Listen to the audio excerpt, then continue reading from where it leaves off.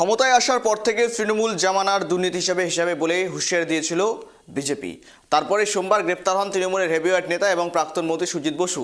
এবার প্রাক্তন শিক্ষামন্ত্রী ব্রাত্য বসুকেও নাম করে হুঁশিয়ারি দিলেন দমদমের বিধায়ক অরিজিৎ বক্সী।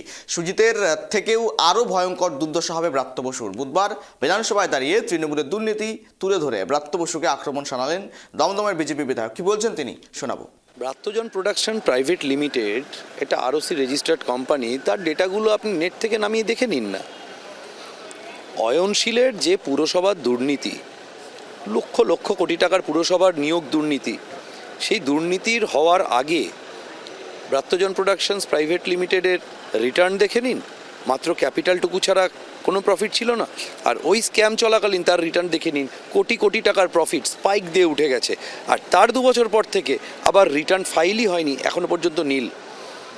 অর্থাৎ সামগ্রিকভাবে এই যে পৌরসভার যে নিয়োগ দুর্নীতি, তার যে প্রসিডিং, তার একটা বড় পার্ট মানুষ বলছে, তৃণমূলের ইনসাইডাররা বলছে ব্রাত্যবাবুর কোম্পানির মাধ্যমে সাইফন্ড অফ হয়েছিল। সেই জন্যই না জীবনে কখনো মঞ্চে পা না রাখা তৃণমূল কাউন্সিলরও 20 লাখ টাকা বেতন পেয়েছিল।